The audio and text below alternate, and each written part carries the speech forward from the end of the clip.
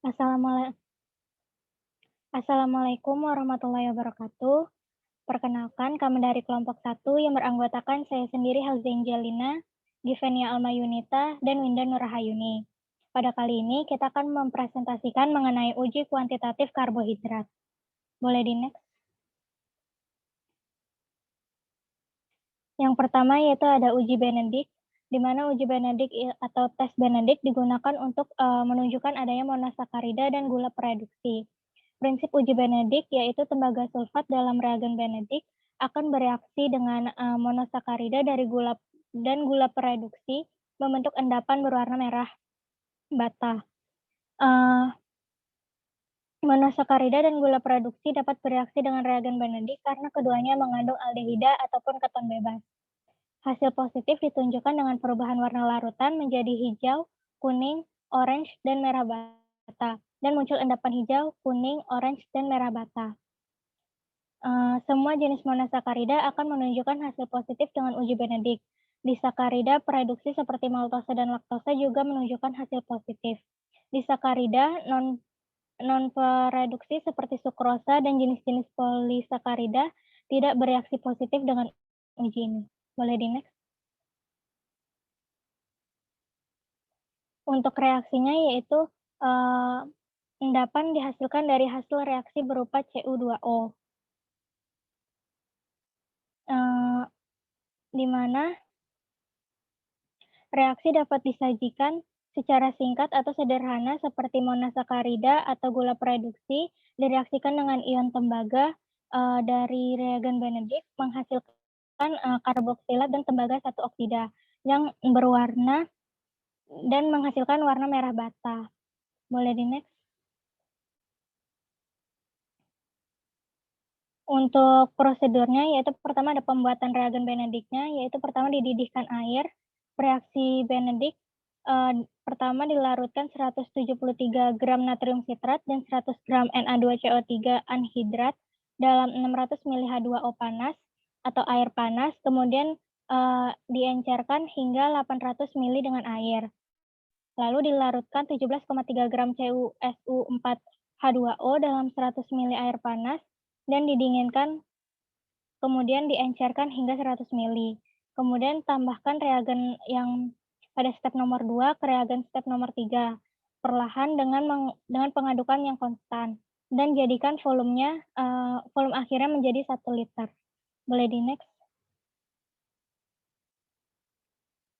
Kemudian prosedur untuk uji sampelnya itu ditambahkan 0,5 sampai 1 ml ekstrak sampel ke dalam 2 ml reagen Benedict dan disimpan tabung reaksi dalam penangas air yang mendidih dan perhatikan perubahan warna dan munculnya endapan.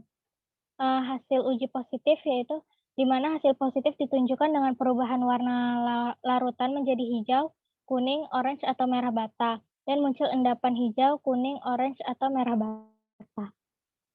Boleh di next? Maaf sebelumnya. Semakin banyak konsentrasi monosakarida atau gula pereduksi dalam suatu larutan akan membuat warna larutan menjadi merah bata. Jadi apabila setelah diuji Benedict suatu larutan berwarna hijau, maka konsentrasi monosakarida atau gula pereduksinya sedikit. Apabila berwarna kuning, maka konsentrasinya lebih banyak. Dan apabila berwarna merah bata, maka konsentrasinya akan lebih banyak lagi. Namun apabila larutan tetap berwarna biru, hal itu menandakan bahwa tidak terdapat monosakarida atau gula pereduksi dalam larutan tersebut. Reagen Benedict dapat disimpan di wadah tertutup dan dalam waktu yang sangat lama.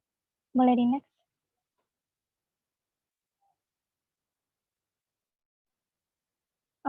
Lalu ada uji Barfoot, yaitu prinsipnya di mana tes ini digunakan untuk membedakan monosakarida dari disakarida preduksi.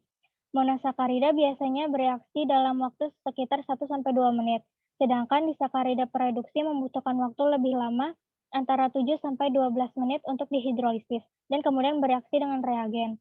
Warna merah bata diperoleh dalam pengujian ini yang disebabkan oleh pembentukan tembaga oksida. Mulai di next. Reaksinya yaitu eee, di mana monosakarida akan teroksidasi oleh ion Cu2+ membentuk gugus karboksilat dan endapan tembaga satu oksida yang berwarna merah bata, serta mengendap.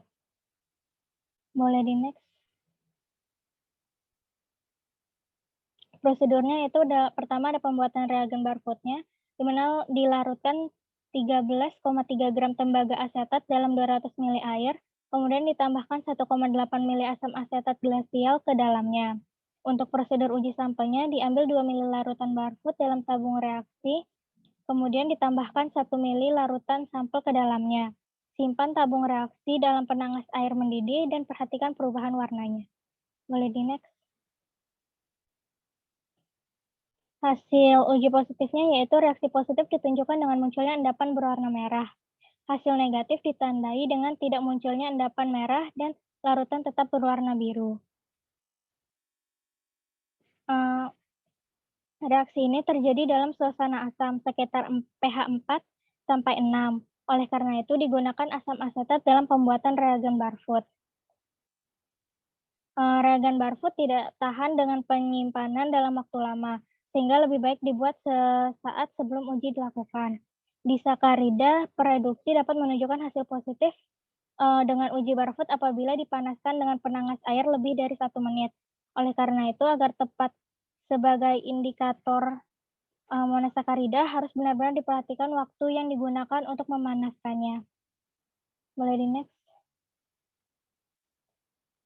Selanjutnya akan dijelaskan oleh Given. Baik, selanjutnya ada uji Seliwanov.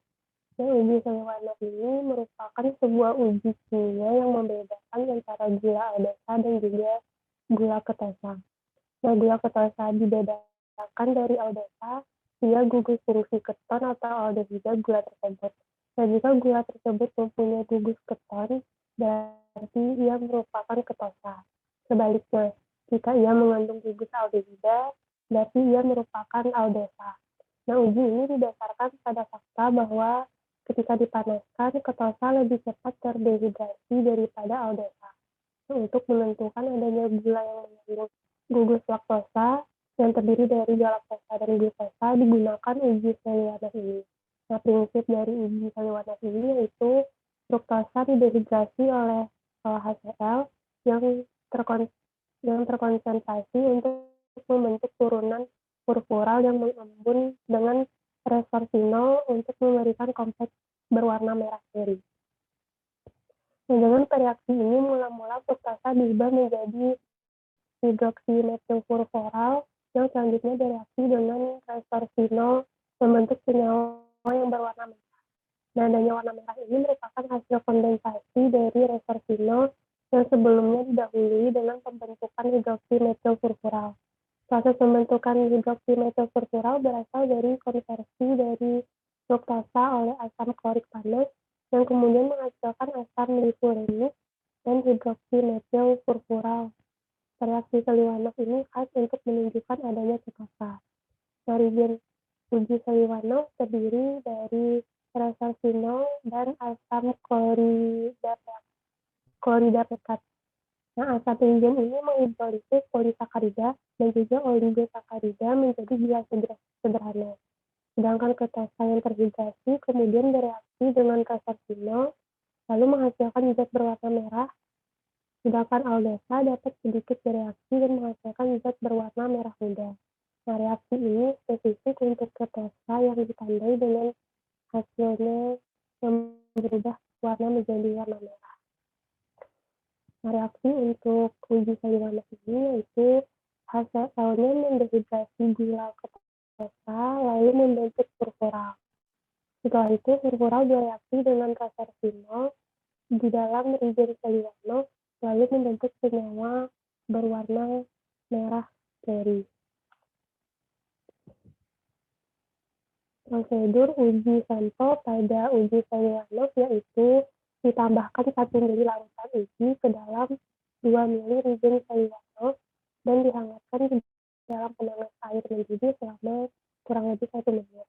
Lalu diperhatikan tampilan warnanya apakah berubah atau tidak. Ini menunjukkan bahwa larutan sampel mengandung gula ketosa. Nah, untuk hasil uji positif dari uji Seliwano ditandai dengan hasil reaksi yang berubah menjadi warna merah karena reagen Seliwano ini akan bereaksi dengan gula ketosa lalu membentuk warna merah tua. Nah, uji Seliwano ini memiliki hasil negatif pada uji untuk glukosa dan pentosa karena tidak adanya kompleks warna merah yang terbentuk. Nah, untuk hasil positifnya yaitu pada uji laktosa yang ditandai dengan sampelnya yang berubah menjadi kompleks berwarna merah cherry. Selanjutnya ada uji Folger. Nah, uji ini merupakan uji khusus untuk fruktosa. Tes fruktosa ini di mana urea, pentosa, dan stannous chlorida ditambahkan ke larutan yang akan diuji, larutan direbus, dan dengan adanya fruktosa terbentuknya warna biru. Prinsip dari uji Folger ini yaitu uji ini didasarkan pada pembentukan purpural yang mengembun dengan urea dengan adanya stannous chlorida untuk memberikan warna biru. Nah, reagen yang digunakan untuk Folger ini yaitu mengandung urea, stannous chlorida, dan juga konsentrasi asam sulfur. Prosedur dari uji Folger yaitu yang pertama untuk 3 ml reagen Folger ditambahkan 5 tetes fruktosa lalu direbus dengan kuat selama 1 menit. Selanjutnya tabung reaksi dibiarkan dirak untuk didinginkan. Setelah itu diperhatikan warnanya. Nah, jika warna berubah menjadi warna biru, maka itu menunjukkan adanya fruktosa. Hasil uji positif pada uji Folger ini yaitu adanya perubahan pada warna larutan menjadi warna biru. Nah, hal ini dikarenakan adanya dehidrasi fruktosa oleh HCl pekat yang menghasilkan hidroksi metil purpural dan dengan penambahan resveratrol akan mengalami kondensasi lalu membentuk senyawa kompleks berwarna biru. Nah, uji Folger ini menghasilkan hasil negatif pada uji glukosa dan pentosa yang ditandai dengan tidak adanya perubahan warna pada larutan. Sedangkan hasil uji positif tampak pada uji fruktosa yang ditandai dengan adanya perubahan pada larutan yaitu berubah warna biru. Hal ini didasarkan pada pembentukan purpural yang mengembun dengan urea dengan adanya stannous chlorida untuk memberikan warna biru. Selanjutnya akan dijelaskan oleh Linda. Uji Osazon. Uji ini bertujuan untuk membedakan bermacam-macam karbohidrat dan bentuk struktur kristalnya. Dengan prinsip proses pemanasan karbohidrat yang memiliki gugus aldehida atau keton dengan vinylhydrazine berlebih akan menghasilkan hidrazon atau osazon. Osazon akan membentuk kristal dan titik lebur yang spesifik.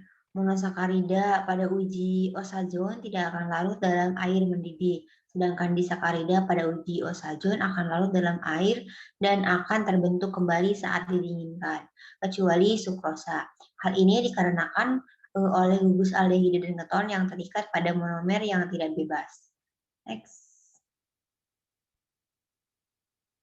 Nah, prosedur pada uji ini yaitu campuran vinylhydrazine Na asetat kering dimasukkan ke dalam tabung reaksi dengan memenuhi bagian bundar tabung reaksi. Kemudian ditambahkan 5 ml sampel, kemudian dikocok dan dipanaskan di dalam penanas air yang mendidih selama 30 menit.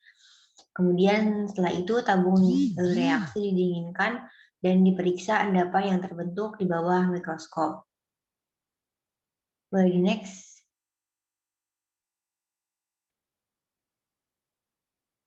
Nah, berikut ini hasil uji positif pada osazon, yaitu ditandai dengan pembentukan kristal. Ada 3 jenis kristal yang dapat dibentuk saat uji osajon, yaitu bentuk jarum, sunflower shaped, dan cotton ball shaped. Next. Reaksi yang terjadi pada uji osajon yaitu aldosa yang direaksikan dengan vinylhydrazin menjadi vinylhydrazon. Kemudian vinylhydrazon direaksikan dengan 2 vinylhydrazin menghasilkan osajon dengan anilin NH3 dan H2O. Next. Kemudian uji bial. Uji bial ini dilakukan untuk mengetahui apakah ada kandungan pentosa dengan prinsip gula pentosa dipanaskan bersama dengan HCl akan terhidrolisis menghasilkan furfular. Lalu terkondensasi dengan orsinol 3,5 dihidroksitoluena menghasilkan senyawa kompleks berwarna biru kehijauan. Next.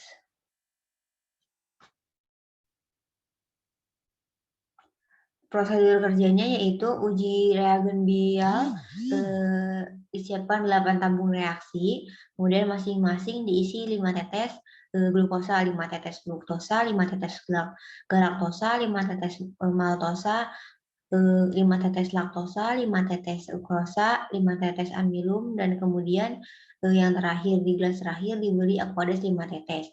Kemudian masing-masing tabung diisi reagen bial. Nah, satu persatu tabung dipanaskan di atas bunsen sebanyak 1-3 kali sampai larutan mendidih. Kemudian diamati perubahan yang terjadi. Next. Nah, ini adalah merupakan reaksi pada uji bial. Next. Nah, hasil positif pada uji bial yaitu glukosa berwarna kuning, heksosa berwarna kecoklatan, dan pada fruktosa warnanya kuning-kuning, nilai hasil plusnya heksosa kecoklatan sampai dengan aqueous. Bisa dilihat di gambar. Boleh di next.